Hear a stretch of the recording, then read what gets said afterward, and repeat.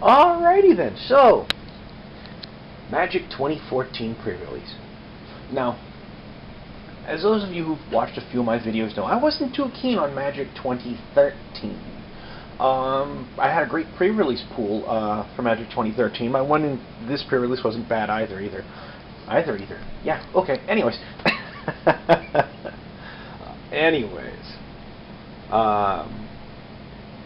Magic 2013 got old fast.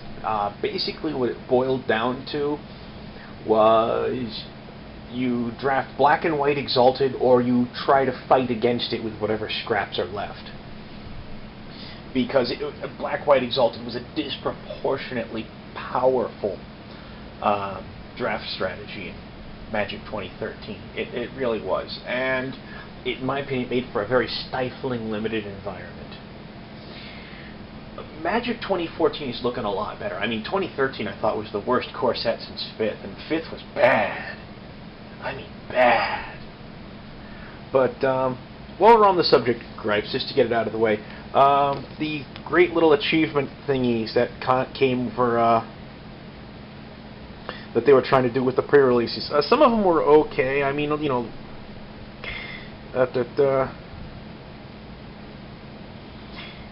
know, attack with 4 more creatures, summon a dragon roar an opponent, or enchant creature you control with 2 auras at the same time, blah blah blah. All well and good. Some of them, though, play in a tournament where at least half of your deck is mountains and red cards, that's fine. Opening salvo, win the first round in 2 different tournaments. Tournaments? Did you say tournaments? Not, and round. I mean, like, wait, that means in order to get all 5 of these, you have to be in 5 pre-releases. That's nuts. I mean, that's just straight up crazy. I mean, really? 5 pre-releases minimum? I mean, how hard are you trying to make it to get these? I don't know. I just don't know. Anyways, that aside, the deck that I put together out of my... Oh, and before I forget, yeah, here's the pre-release promo card, Megantic Sliver, 5 and a green, 3/3. Slivers you control get +3/+3, which effectively makes them a 6/6/6. It's alright. That's one of the things I've heard some people gripe about, like all of the new slivers. First of all, the new slivers don't look like the old slivers. They made them more humanoid, whereas the old slivers looked like 2-tailed serpents with a single claw and a weird-looking head. I'm not going to get my butt in a knot over it. I'm really not. But, that, of course, is also all of the new slivers from M14 only affect your slivers as opposed to all slivers. That's just for, one of those things, just to make it easier, because, back in the day, sliver versus sliver matchup was chaotic. I mean, just chaotic. But anyways, alright, let's look at what we got here. Some of the stuff we got here. Colossal Whale, when I first looked at it, it's a 7-drop for a 5/5 with Island Walk of all things. Island Walk? Really? Who the hell uses that?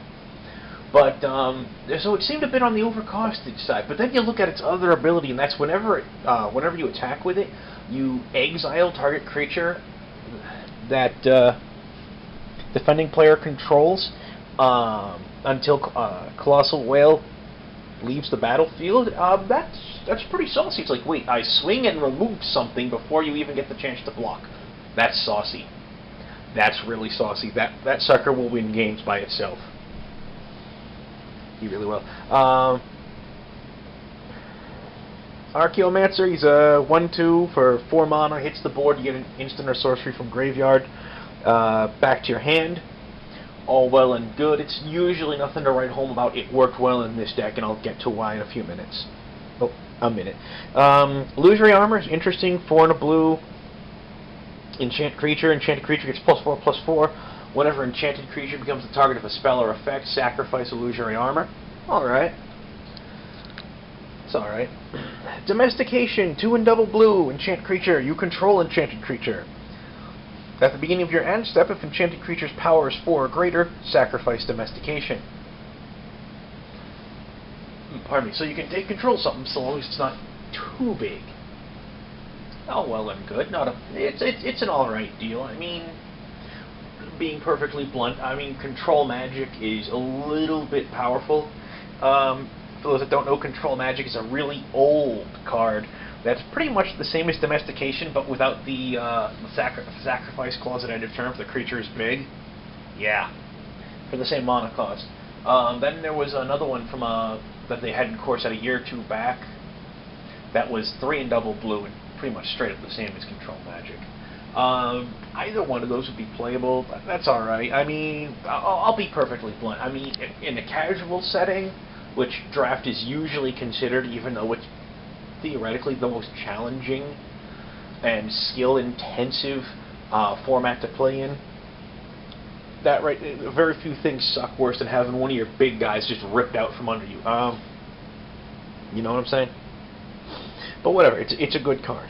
Claustrophobias, reprinted from Innistrad block, colorless double blue, enchanted creature. When it comes into play, tap enchanted creature. Enchanted creature doesn't untap during its controller's untap step. It's nice. Locks a dude down pretty hard. It's good. Phantom Warrior, 2/2, cannot be blocked. It's nice. Air Servant, 4/3 flying. You pump 2 and a blue to tap target creature with flying. Interesting. Trained Condor, 2 and a 1, a 2/1 flyer for 2 and a blue. When it attacks, target other creature you control gains flying till end of turn. That's pretty nice. 2 Hurloon Minotaurs, they're nice. 2 Dragon Hatchlings, they're more filler than anything else, really, but they're good filler. Now, here's where things get interesting.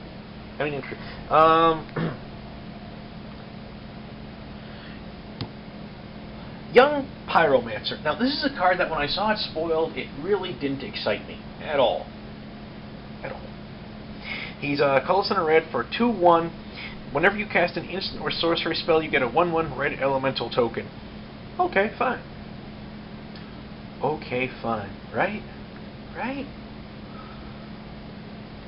Gets me an instant or sorcery back. Disperse. Return target non-land perm to owner's hand. It's an instant. Opportunity. Draw 4 cards. It's an instant. Wild Guess. In addition to its casting cost, discard a card, draw 2 cards. It's a sorcery. Shock. 2 damage target creature or player. It's a removal card. Sorcery. Chandra's Outrage. 4 target creature, 2 to its controller. It's an instant. It's a removal card. Lava Axe. It's a sorcery. 5 damage target player. Seismic Stomp. Creature without flying can't block this turn. It's a sorcery. He can pump out a lot of tokens. I mean, a lot. This guy is far better than I gave him credit for when I first saw him spoiled. Far better. Heavens forbid, it would be awesome to see this boy in multiples. Awesome! Also, as a side note, Lava Axe, the flavor text has been changed to, quote, a strict upgrade over the Cinder Hatching. I preferred it when Lava Axe's flavor text was catch. This just matches the art so much better. I went to Midnight English. I can speak English. I went to Midnight Prerelease. I did 2 and 2 with this deck, so it worked all right. I had some really great games. I mean, a lot of close games. Round 1. Now, here's the interesting thing. After I finished putting this deck together, and I thought it was a pretty decent deck, one of the other guys I've seen around the shop, I can't remember his name. I've seen him around the shop a couple of times. He's relatively new down there, but he's got a decent grasp of the game. And so he's not like super green, but he's also not super experienced either. But he knows enough about what he's doing that with a good deck he can put up a hell of a fight. And before round 1 started, he like walks over and he's just like, yeah, well, you know, I'm like, you know, how'd you do?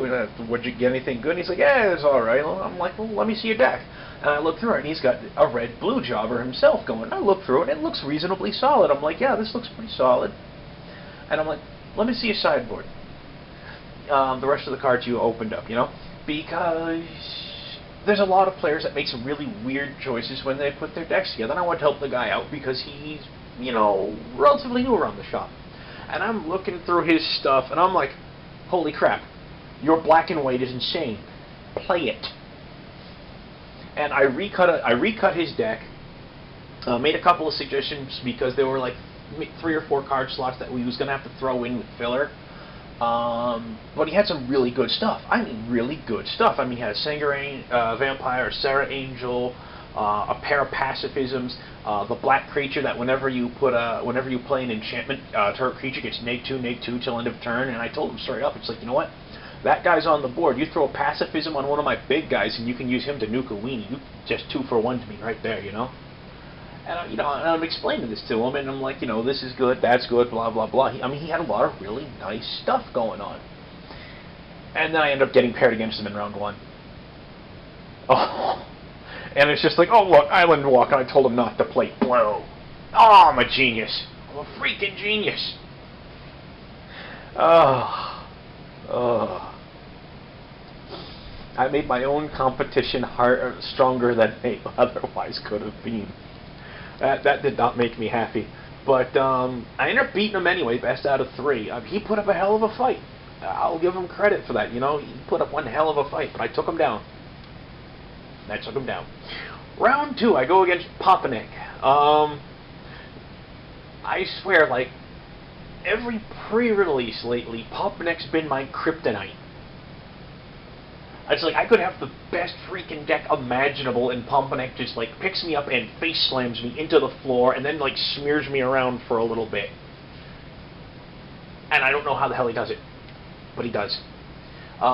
If you go back and you watch my pre-release video for Return to Ravnica, I had an insane card pool in Return to Ravnica. I mean, a truly insane card pool. And I went, is it? Which was generally regarded as kind of weak, but I had an insane card pool. And we went like 5 rounds, and I stomped my 2nd, 3rd, and 4th round opponents hard. I mean, stomped them hard. And my 3rd round opponent got a game on me, but I still beat him best 2 out of 3. But 1st round, I end up against Papanek, who's got this ridiculous Selesnya build, and we went 3 games, so it's just like he still stomped me, but not as hard as, like, you know, he could have. But still, it's just like, I swear at pre-release, this guy is my freaking kryptonite. Ugh. Just, ugh. Ugh. Yeah. Round 3, I want to say I faced off against Jamie, and I took him down. I don't even remember what he was playing at this point. And we were all getting tired at this, because it was midnight pre-release, 3 rounds in. Then 4th round, I ended up going against Jan, who I've, you know, Jan's a good player, and he's not a bad guy or anything, but not so long back, he irked the living hell out of me. And I haven't really confronted him over it, and I don't really want to, but I feel as if I should. And not like, you know, violent confrontation, oh, I'm going to kick, no, nothing like that, you know? It's just that, you know, he said something that just really, really irked the living hell out of me, and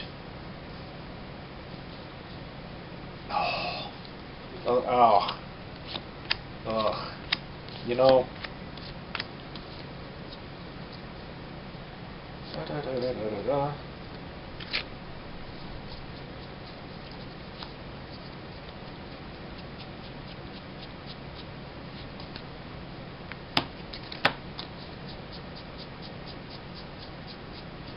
alright, let's take a look at what we got here. Elsewhere, I got Liliana's emblem, I got the dragon token, all well and good. Probably going to end up being useless to me, but that's okay. It's okay. Foil Millstone, I'm not wild about the new Millstone art, I'm really not. The fact that they downgraded it from a rare to an uncommon, I'm cool with, because, let's be perfectly honest, the original Millstone just isn't as strong as it used to be. And the effect isn't as special as it used to be. I mean, this was the first card that would take cards directly from the deck and throw them into the graveyard. That's why we call the effect milling. It's because of the card Millstone. But, like I said, I'm not wild about the new art. Oh, it does look alright for it. Bubbling Cauldron's an interesting one. 2 to play, 1 tap, sack a dude, you gain 4 life, 1 tap. Sack a creature named Festering Newt. Each opponent loses 4 life. You gain life equal to the life lost this way. Alright. Sliver construct, it's 3 mana for a 2/2 sliver. I mean, if nothing else, it's a gray ogre. Whoop-de-doo. Nothing exemplary. Staff of the Wild Magus, Staff of the Death Magus. They've got 4 staves replacing the old Lucky Charms. They've tried to make Lucky Charms good for so long. These ones, you gain life whenever you cast a green spell, or, well, for the Wild Magus, it's cast a green spell or force enters the battlefield under your control, you gain 1 life. Obviously, all of the other Staff of the Magus cards are pretty much the same except for their specific color. The original Lucky Charms back in the day were like, I want to say 1 mana to play, and whenever you cast a spell of the specific color, you could pay 1 color. If you did gain a life, whoop-de-doo. And then they got the original Mirrodin upgrades, which were like 2 to play, but you just automatically gained the life whenever you played a spell of that specific color. All well and good, but nothing to write home about. Though I think the black one might be the best one since they reprinted, what is it, like Sanguine Bond, I think it is, the black enchantment that says whenever you gain life, your opponent loses life. Yeah. So there's that. Red cards I didn't play. 2 Barrage of Expendables, where it's a single red to cast enchantment. You pump red and sack a dude for 1 damage target creature or player. It's okay. Blur Sliver, 2 and a red for a 2/2. All slivers you control have haste. It's alright. Even by itself, it's still playable. It's not great, but it's playable. Lightning Talons, 2 and a red. Enchanted creature, it's +3/+0 and first strike. That's not necessarily bad. It's not great, but it's not bad. Cyclops Tyrant, 3/5, Intimidate, can't block creatures with power 2 or less. My problem with the Cyclops Tyrant, at 6 mana for a 3/4 with an invasion ability, that wouldn't be bad. But then there's the blocking restriction on it, and it's like, really, guys? Really? He's not big enough to be worth it. I mean, he either needs a lower mana cost or a higher power toughness to be worthwhile. I mean, if he were 4/4, I still might think about him. Or if he was like 4 and double red as a 4/4, I'd think about it. But oh, maybe not 4 and double red. 3 and double red. There we go. 3 and double red for how he is now. I'd actually think about it. But no, he's a big dump filler card. No one's really going to play him. Well, so you never know. Someone might end up getting some mileage out of him. What else we got here? Foil Essence Scatter. Didn't play it. Merfolk Spy. Didn't play it. Spell Blast. It's interesting to see that in print again. I didn't play it, obviously.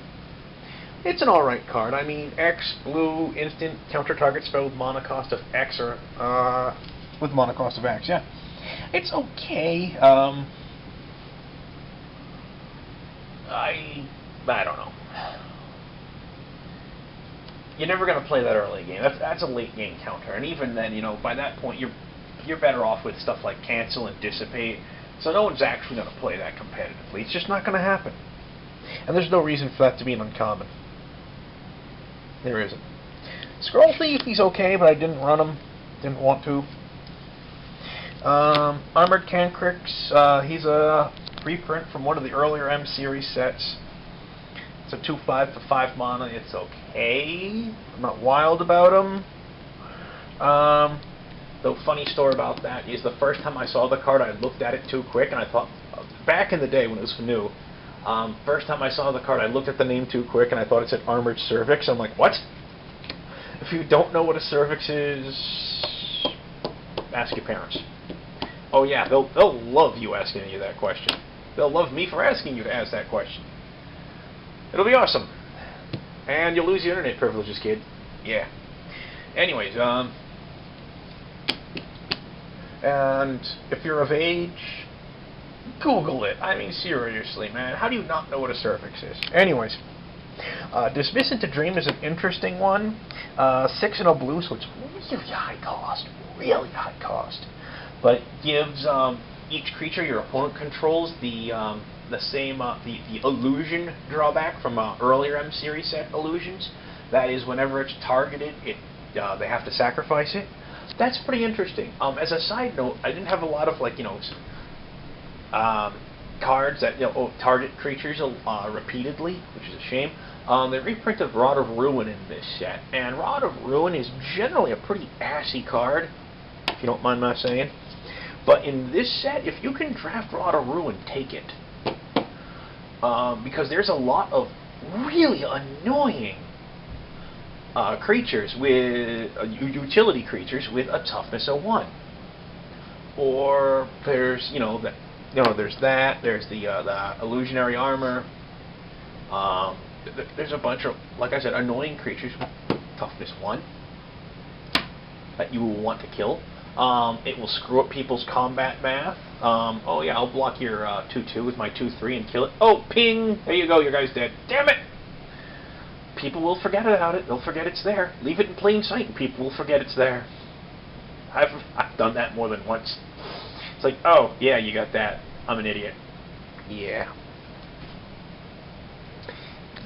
What do I got here? White. 2 Sentinel Slivers and a Hive Stirring. Nothing to write home about there. Blessing is nice. It's nice to see it reprinted in uncommon. It's not strong enough to be a rare. It used to be a rare. It's just not that strong. Never was, to be honest. But it's a nice little card. Banisher Priest. Colson double white 2/2. When it hits the board, exile target creature until Banisher Priest leaves the battlefield. That's another interesting thing. It's all 1 ability now, and it puts a duration on that ability.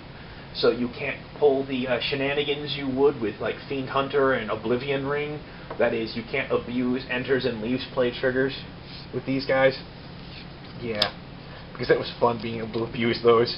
Yeah, it's going to hit the board. I'm going to put the enters the battlefield ability on the stack, and before it resolves, I'm going to return it to my hand. The leaves the battlefield ability goes on the stack. Last thing to go on the stack at this point was leaves the battlefield ability. It resolves, it returns nothing. Then the enters the battlefield ability, resolves, exiles your dude, there's no way it's coming back. Yeah. Master Diversion, not bad. 2 and a white for a 2/2 whenever you attack with him, tap target creature defending player controls. Not bad. Not bad at all. It's not super, but it's not bad. I mean, there used to be, what is it, Veteran Marshal, I think it was, or something like that. For the same power toughness, had like the same ability for like 1 mana more, I think it was, if I recall correctly. I'll have to look that up. So, yeah, this guy is nice because the album was overcosted. Charging Griffins, 3 of them. I like flyers.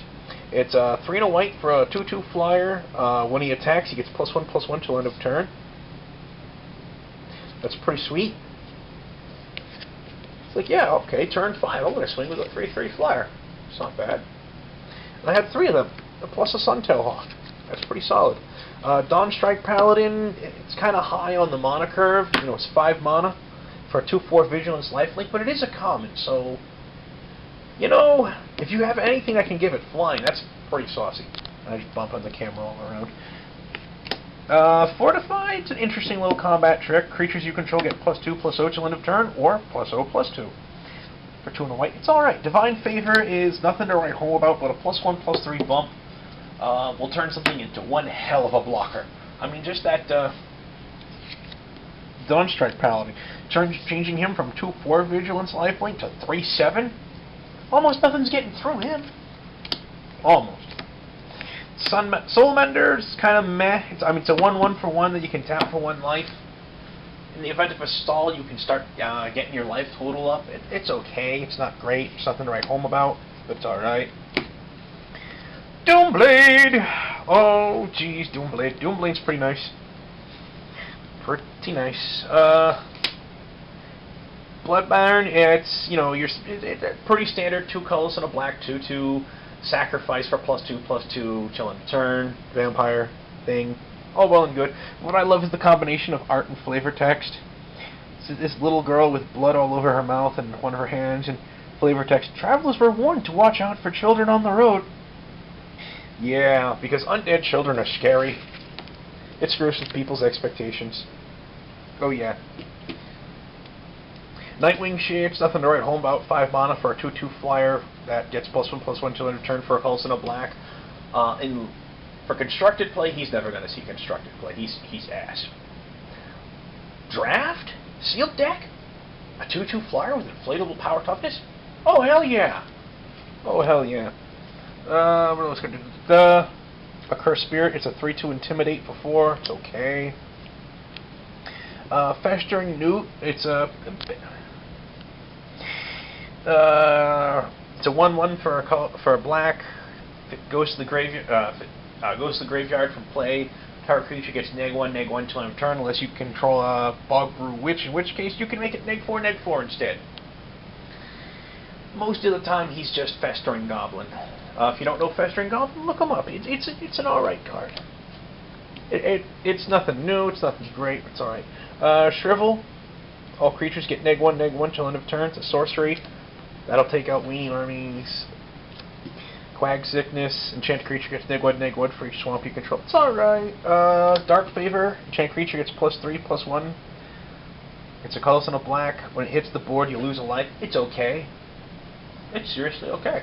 And you put it on something with lifelink, and all of a sudden it's like, boom, shaka.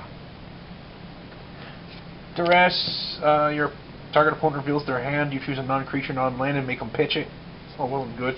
Artificer's Hex. This thing is not going to see any play. Period. Statement ends. It's a cute effect, you know. Don't get me wrong, but it's not going to see any play. Single black. Enchant Equipment. At the beginning of your upkeep, if enchanted equipment is attached to a creature, destroy that creature. Who cares? No, really, who cares? I mean, it's not going to see a lot of limited play. At best, it's going to be a sideboard card, because there aren't a lot of equipment in this set. You know, like maybe 3 or 4 tops. Sanguine Bond. This is what I was talking about. 3 double black. Whenever you gain life, target opponent loses that much life. That's what's going to make that's going to be interesting in black. You know, especially with a fair amount of lifelink and whatnot running around. I mean, there's a lifelink vampire. There's a couple of lifelink creatures in white. There's a few creatures in white that key off a life gain. Honestly, just like in M13, I expect black-white to be a powerful combination, but we'll see if it ends up being as stupid strong as Exalted was back in M13. Oh, that was stiflingly bad. Undead Minotaur, 2 and a black for a 2/3. It's the same it's the same converted mana cost and power toughness as a Hurloon Minotaur, with the Minotaur and zombie types. Hurloon Minotaur's been obsoleted so many times over, it's not even funny. We need a new We need more We need better Minotaurs in red, you know? Oh well. Altar's Reap, colorless and a black. As an additional cost, sack a dude, draw 2 cards. It's alright. Nothing to write home about, but it's okay. I had a fair amount of decent green too, but yeah. I had 2 Advocates of the Beast. It's a 2/3 for free. At the beginning of your end step, put a +1/+1 counter on target beast you control. It's alright. Colonian Tusker. It's a 3/3 for double green. That's solid. Plummet. It's a decent card. There's enough flyers running around that you may even want to main deck it. Hunt the Weak. 3 and a green. Put a +1/+1 counter on target creature you control. It fights target creature you don't control. That's pretty saucy. 1/1 Hexproof, Glade Cover Scout. It's alright. Nothing wrong with that. Lay of the Land, green, sorcery. Search your library for basic land, reveal, put it in hand, shuffle. I think it's a little underpowered, to be perfectly honest, but it's still okay. Brindlebar, 2 and a green for a 2/2, sack it to gain 4 life. Blech. It's filler. It's the Wilds! 3 and a green enchantment. At the beginning of your upkeep, look at the top card of your library. If it's a land, you may put it onto the battlefield. Yeah, it's okay. Nothing fantastic. Briar Pack Alpha. Oh my goodness, they reprinted this guy. 3 and a green for a 3/3 with Flash. When he hits the battlefield, target creature gets +2/+2 till end of turn. As I believe the expression went, hello my baby, hello my darling, hello my ragtime gal. He's good. He's really good. Woodland Behemoth. 3 and double green for a 4/4. As long as you control 8 or more lands, it gets +4/+4 and trample. Okay, hitting 8 lands in sealed or draft is often kind of iffy. But if you can get an 8/8 trample for 5 mana, go for it. Just go for it. Witch Stalker, colorless and double green for a 3/3 hexproof. Whenever an opponent casts a blue or black spell during your turn, it gets a +1/+1 counter. Interesting. Very interesting. I'm not sure how he's going to pan out, but he's interesting. Giant Spider, back in print, 2/4, reach, 3 and a green. It's solid. Not exceptional, but it's solid. Spore Mound, 3 double green for a 3/3. Whenever a land enters the battlefield under your control, put a 1/1 green sapling creature token onto the battlefield. That's not bad. It's alright. If it had been printed back during Zendikar block, that would be listed as a land. Alright, where was I with this? Yeah, the camera kind of cut off because of that 30-minute time limit thing, blah, blah, blah. I should see about if I can find firmware updates for this thing. Remove that or something. So anyways, I'm not sure where the hell I left off. Witch Stalker looks interesting. Giant Spider's back. Spore Mound. It's got a landfall ability. Whatevs. Predatory Sliver is basically a one-sided muscle sliver for the same mana cost. Worst case scenario, it's a bear. It's alright. Groundbreaker Sliver is 7 mana for a 5/5 that gives your slivers trample. Nyeh. A little bit high costed in my opinion. Alright, more than a little bit, but whatever. Whatever. Alright, so, anyways, I'm looking forward to seeing how M14 ends up playing out in draft. As I said before, with the life gain, life loss shenanigans running around, I am kind of worried that black and white's going to end up being a stupid good draft combination again. We'll see. We'll see. So, yeah. M14, guys. Looks interesting. Check it out. Give it a play. Release tournaments this weekend. Yay! Alrighty. Be good, fellas. Stay safe. Yada yada.